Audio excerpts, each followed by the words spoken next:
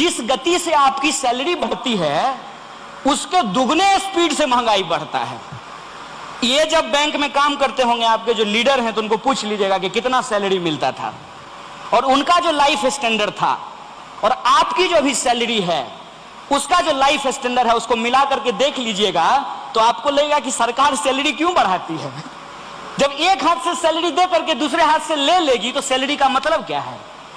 एक तरफ आपका 7th पे कमीशन लागू कर दिया गया और दूसरी तरफ जो है जो सब्जी 12 रुपए में मिलती है वो अब 112 रुपए में मिलने लगेगी, तो उस सैलरी का क्या मतलब है।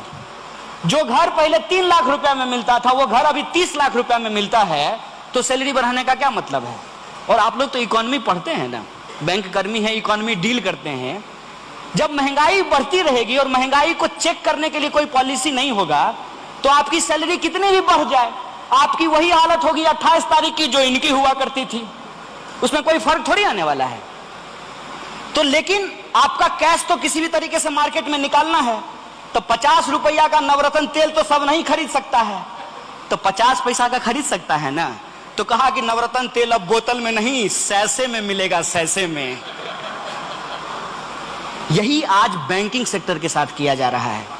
एक तरफ कह रहे हैं कि बैंकों को वित्तीय घाटा हो रहा है और दूसरी तरफ अपने ही एम्प्लॉय को प्रेशराइज कर रहे हैं, एरिया मैनेजर और उससे पता नहीं कौन कौन बड़का बड़का मैनेजर साहब सब होते हैं, वो कह रहे हैं कि तुम्हारे ब्रांच का मिनिमम प्रॉफिट अगर तुम टारगेट नहीं पूरा करो। बताइए, हम दवाई बेच रहे हैं, एमआर हैं हम लोग, कि अगर टारगेट नहीं पूरा करेंगे तो आप हमारे ब्रांच को बंद कर दीजिएगा। अब बेचारा मान लीजिए मैनेजर हैं यहाँ पे, सपोज कीजिए कि कहीं किसी ब्रांच में हम मैनेजर हैं, हमारा जो प्रॉफिट है, जो टारगेट दिया है हमारा एरिया मैनेजर, वो टारगेट हम नहीं पूरा करेंगे तो कहेगा कि मर्जर कर देंगे शाखा का। तो उसको लगेगा कि अगर शाखा का मर्जर हो जाए तो वहां हेड के शेयर बना करके भेज देगा तो हमारा मैनेजरी चला जाएगा। तू क्या कह रहा है कि क्लर्क सबको कहता है कि सुनो, किसी को म्यूचुअल फंड बेचो, किसी को इंश्योरेंस बेचो, किसी भी तरीके से लोन दो। असल मूल बात यह है कि आज हमारी अर्थव्यवस्था क्राइसिस में है और अर्थव्यवस्था जब क्राइसिस में होगी स्वाभाविक रूप से बैंकिंग पे उसका एक असर पड़ेगा। इसीलिए आज बैंकिंग की जो लड़ाई है, बैंकिंग सेक्टर को जो बचाने की लड़ाई है, वो एक कंप्रिहेंसिव लड़ाई बन गया है। इसीलिए रायलू साहब बहुत जोर से कह रहे थे कि हमको अलग अलग होकर के नहीं, मिल करके ये लड़ाई लड़ना पड़ेगा और तमाम तरीके का बदनामी का खतरा उठाते हुए, चाहे हमको कुछ भी कहा जाए, हमको अपने हक और अधिकार के लिए लड़ना पड़ेगा। और इस तर्क से लड़ना पड़ेगा। मैं आपको एक मजबूत तर्क बता रहा हूं। इस तर्क से लड़ना पड़ेगा कि इस देश में जब प्रधानमंत्री सरकारी होना चाहिए, राष्ट्रपति सरकारी होना चाहिए, पार्लियामेंट सरकारी होना चाहिए, पार्लियामेंट के जो सांसद हैं उनका चढ़ने वाला जो गाड़ी है, उसका जो ड्राइवर है वो सरकारी होना चाहिए, तो फिर बैंक क्यों नहीं सरकारी होना चाहिए, स्कूल क्यों नहीं सरकारी होना चाहिए, अस्पताल क्यों नहीं सरकारी होना चाहिए। ये सिंपल सी बात है। देश जब आजाद हुआ 15 अगस्त 1947 को, कई बार हो सकता है कि आपके बहुत सारे साथी ये प्रश्न भी पूछते होंगे कि एआईबी कम्युनिस्ट पार्टी है क्या, ये सवाल आता होगा। कहे कि इन लोगों को आदत है बात करते करते कॉमरेड बोल देते हैं, तब कॉमरेड शब्द सुन करके लगता है कि कहीं कम्युनिस्ट पार्टी तो नहीं है। देखिए, मैं आपके यूनियन का मेंबर नहीं हूं, लेकिन मैं ये बात जानता हूं कि ये कम्युनिस्ट पार्टी नहीं है। और कॉमरेड शब्द का इस्तेमाल जो है वो कम्युनिस्ट होने के चलते नहीं है।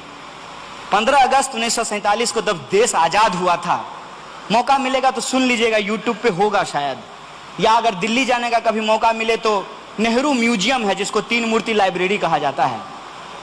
जब देश आजाद हो रहा था तो जैसे मोदी जी राष्ट्र के नाम संदेश देते हैं ना, उस वक्त नेहरू जी राष्ट्र के नाम संदेश दिए थे और उनका जो संबोधन था वो अपनी बात ही यहां से शुरू किए थे, फ्रेंड्स एंड कॉमरेड्स। ये मैं हिस्टोरिकल फैक्ट बता रहा हूं। तो जब देश आजाद हुआ तो आजादी के बाद हिंदुस्तान को एक वेलफेयर स्टेट बनाना था और वेलफेयर स्टेट बनाने की दिशा में बैंकों का राष्ट्रीयकरण एक माइलस्टोन वर्क था और इस काम को आपके यूनियन के लीडर ने तत्कालीन प्रधानमंत्री इंदिरा गांधी से मिलकर के बैंकों के राष्ट्रीयकरण करने का काम किया था।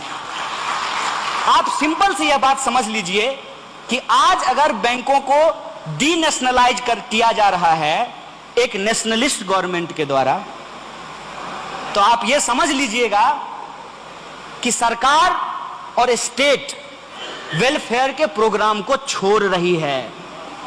और वेलफेयर के प्रोग्राम को छोड़ने की दिशा में यह सबसे ज्यादा जरूरी है कि ऑर्गेनाइज सेक्टर को अनऑर्गेनाइज्ड कैसे किया जाए।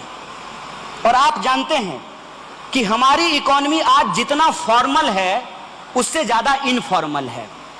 जितना एम्प्लॉयमेंट ऑर्गेनाइज सेक्टर में है उससे ज्यादा एम्प्लॉयमेंट अनऑर्गेनाइज सेक्टर में है। और ऑर्गेनाइज सेक्टर को यदि डिसमेंटल करना हो तो सबसे पहला हमला किस पे होगा? बैंक पर। सबसे दूसरा हमला किस पर होगा? रेलवे पर। तीसरा हमला किस पर होगा? दूसरे तरह के जो पब्लिक इंस्टीट्यूशन है उसके ऊपर।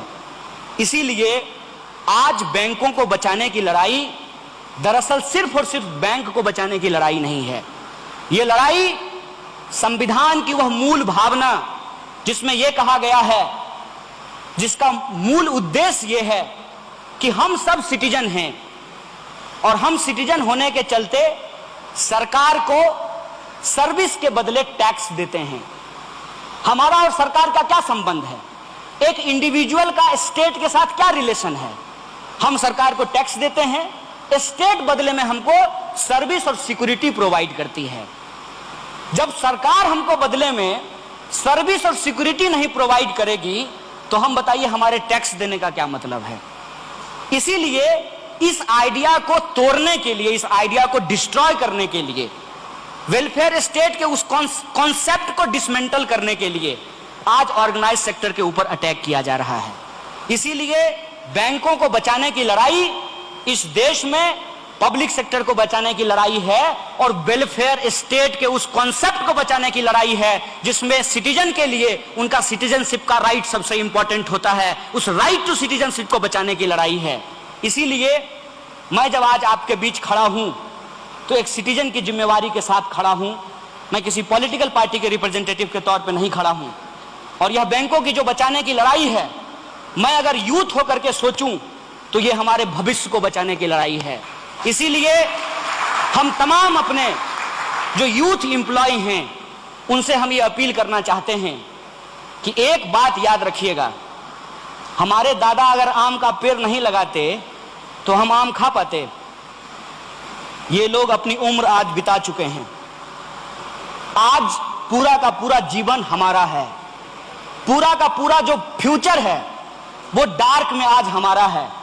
इसीलिए खास करके मैं यूथ एम्प्लॉय को अपील करना चाहता हूं, you must aware about your right and our first important and essential right is to be organise. Right to organise is our constitutional right, we have to protect it. और यह जो organisation है, इस organisation के importance को समझिए। और organised होकर के जब आप अपने हक और अधिकार के लिए लड़ेंगे, स्वाभाविक रूप से आपके ऊपर तरह तरह का आरोप लगाया जाएगा। मेरे ऊपर भी आरोप लगाया गया जिसकी चर्चा रायलू कर रहे थे। मैं उस सफाई में आपसे कुछ नहीं कहना चाहता हूं। मैं सिर्फ एक बात कहना चाहता हूं, मैं इतना बड़ा आदमी हूं क्या? बताइए, देश में थंबिंग मेजॉरिटी की सरकार है। मैं तो चुनाव हार गया हूं। 300 से ज्यादा लोगों ने उनको एमपी बना करके दे दिया है। कई राज्यों में उनकी सरकार चल रही है और जहां सरकार नहीं होती है वहां एमएलए खरीद करके सरकार बना लेते हैं। इतना पावरफुल लोग हैं और हम खुल करके, पूरी ईमानदारी से खुल करके इनके खिलाफ बोलते हैं। इसलिए बोलते हैं कि हम इनके खिलाफ नहीं हैं, हम अपने हक और अधिकार को समझते हैं, हम इस देश की महत्ता को समझते हैं, हम बैंकिंग और जो पब्लिक सेक्टर है उसके इंपॉर्टेंस को समझते हैं। अगर हम कुछ गलत किए होते तो हमको छोड़ देते? थोड़ा तो लॉजिकल होकर के सोचिए ना। अरे सही आदमी को तो ये लोग छोड़ते नहीं है, गलत आदमी को छोड़ देते हैं। बात यह है कि हमको डर नहीं लगता है। पता है क्यों? जिस निर्मला सीतारामन का नाम अभी लिया जा रहा था वो हमारी ही यूनिवर्सिटी से पढ़ी हैं, लेकिन उनके आंख में पानी नहीं बचा है। अगर उनके आंख में पानी बचा होता तो उनको यह पता होता कि एचएल परवाना नाम से जो फेलोशिप दिया जा रहा है वो उनकी यूनिवर्सिटी को दिया जा रहा है।